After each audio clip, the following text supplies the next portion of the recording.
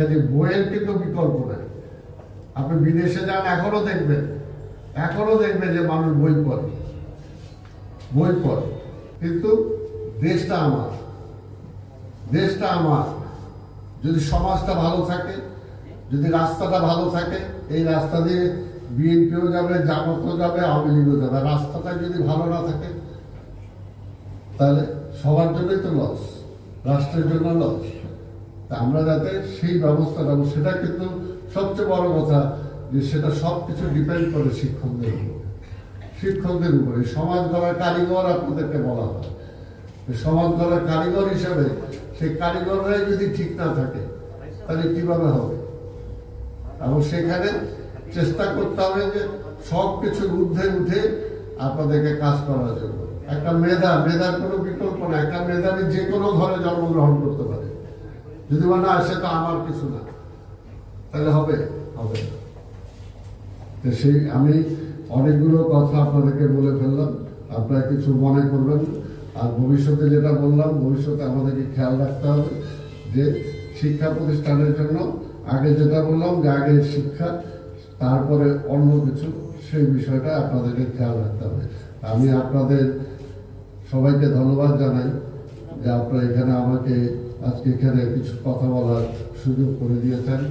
আমার কথায় যদি কেউ হার্ড হন সেটার জন্য আমাকে মাফ করে দিবেন, কিন্তু আমি বিশ্বাস করি ডিসিপ্লিন ছাড়া কোনো কিছুই সম্ভব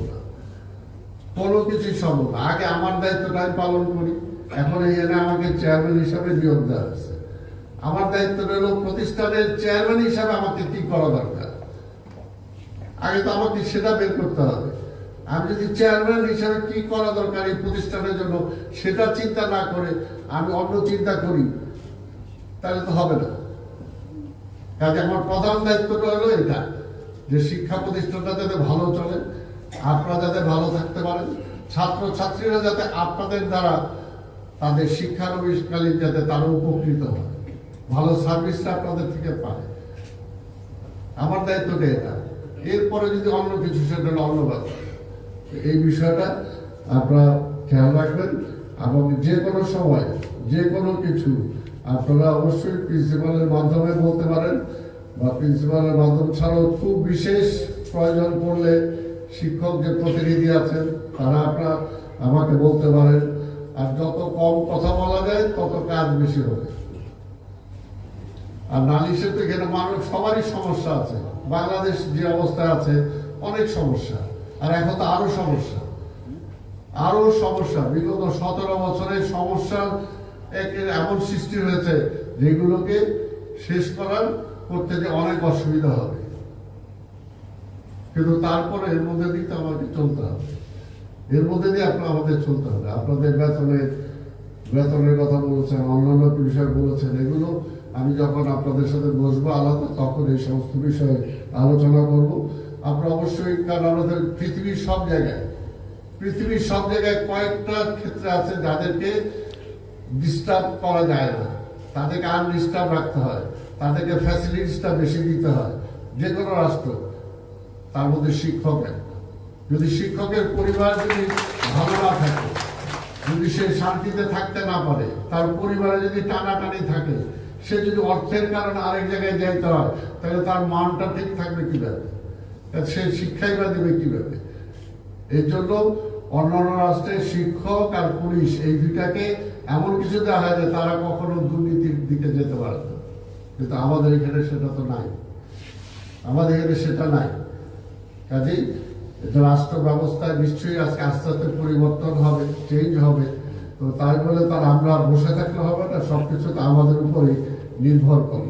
আর আরেকটা মনে রাখবেন যে অতি উৎসাহী হয়ে কিছু করার চেষ্টা করবে, অতি উৎসাহীটা ভালো না, তাই না? আজকে অতি উৎসাহিত হয়ে কিছু কাজ হচ্ছে, এগুলো ঠিক না, এটা মনে রাখবেন। আর আমাকে হ্যাপি করার বা আমাকে খুশি করার এখানে কিছু নাই। আমি তখনই খুশি হব যখন দেখবো যে এখানে ভালো কাজ হচ্ছে।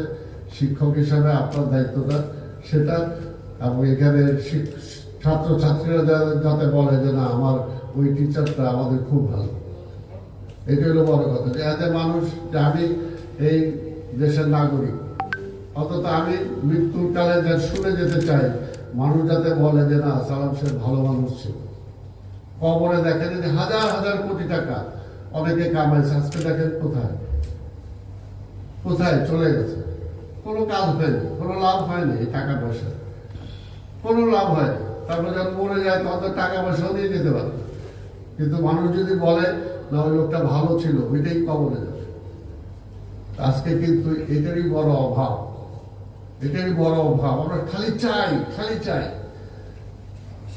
সবাই খালি মন্ত্রী হইতে চায়, এমপি হইতে চায়, বিশাল টাকার মালিক হইতে চায়, বিশাল ইন্ডাস্ট্রিয়ালিস্ট হইতে চায়। এই থেকে সবাই যদি হইতে চাই না একই, তাহলে কিভাবে হবে?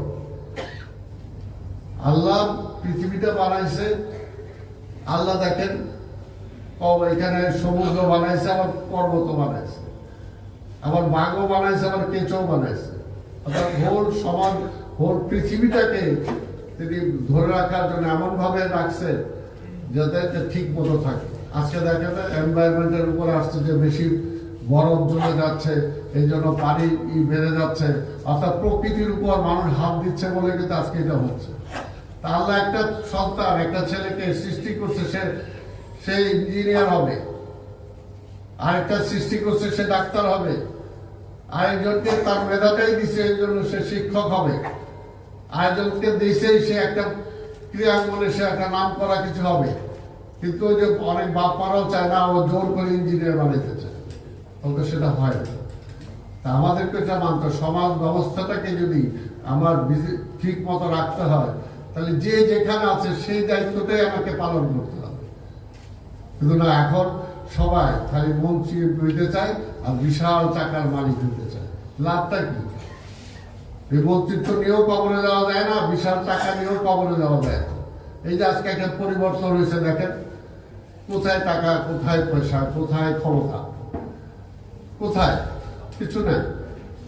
কাজে এই জিনিসগুলো আমাদেরকে বিশ্বাস করতে হবে। আর এই জিনিসগুলো কারা শিখাবে? আপনারা শিখাবেন। আপনারা যারা শিক্ষক, যে ছাত্র সে যে রাজনীতি করুক না কেন, শিক্ষক হিসাবে আপনাকে সম্মান করে। এবং আপনি যদি ওইটার কোনো পার্ট না হন, তাহলে অবশ্যই আপনাকে শ্রদ্ধা করবে এবং আপনার কথা সে শুনবে। এটা কিন্তু আমাদেরকে মনে রাখতে হবে। কাজে এই জন্যই সমাজ গড়ার কারিগর বলা হয় আপনাদেরকে। খালি আপনি ওই যে বই পুস্তকে যে লেসন সেটাই শিখাইলেন, সেটা না, এর বাইরেও কিছু থাকে। এর বাইরে একটা ভালো মানুষ হিসাবে গড়ে ওঠা। ভালো মানুষ হিসাবে যদি আপনার ছাত্র ছাত্রীকে আপনি গড়ে তুলতে না পারেন, তাহলে আপনার ছাত্র যদি একটা খারাপ কাজ করে, মানসিকভাবে কিন্তু আপনিও সেটার জন্য দায়ী।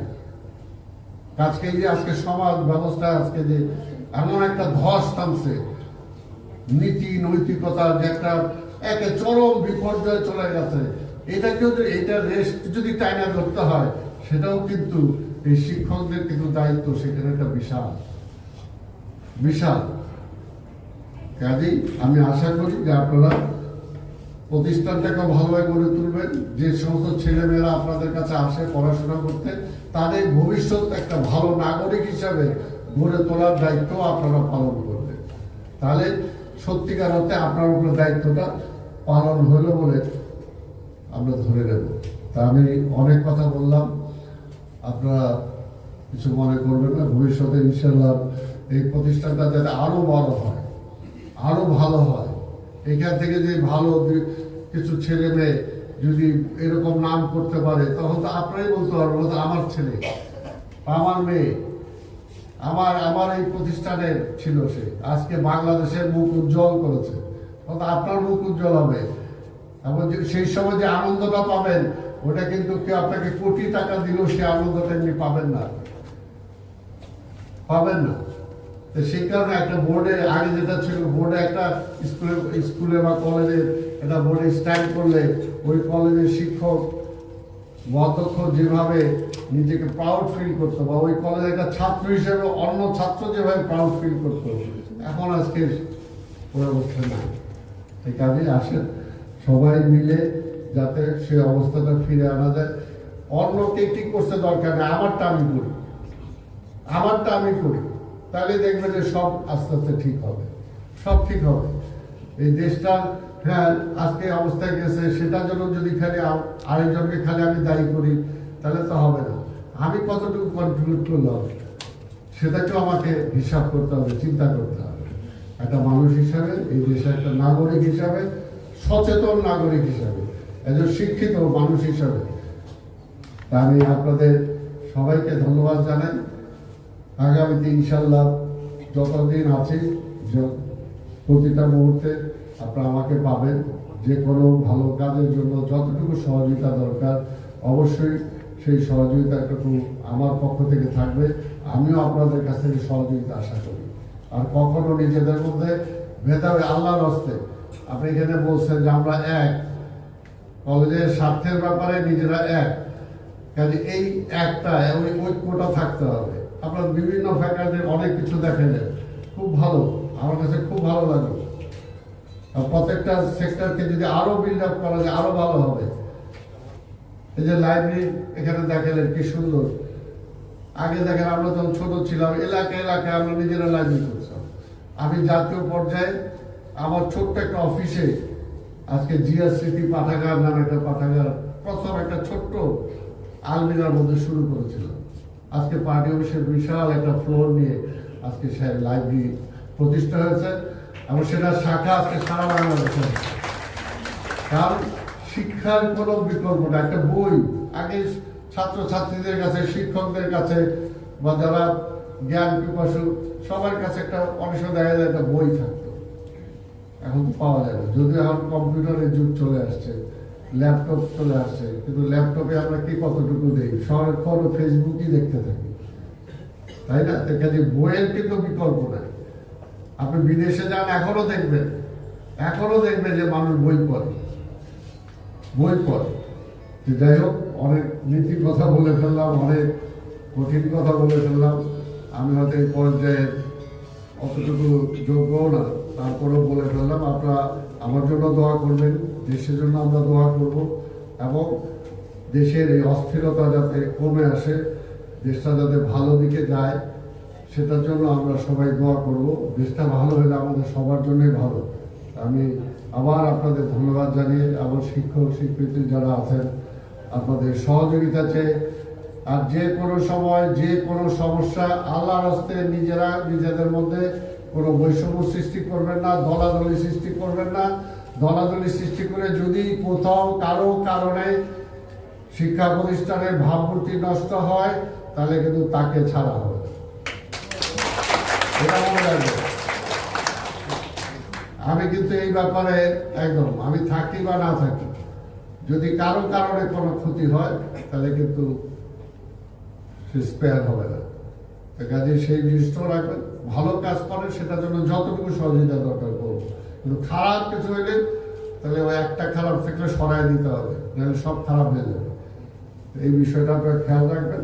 এই কথা বলেই আমি আজকে সভানেত্রী সভা সহ আমাদের শিক্ষক মন্ডলী যারা আছেন আপনাদের সবাইকে ধন্যবাদ জানিয়ে আমার বক্তব্য শেষ করছি। খুদা হাফেজ।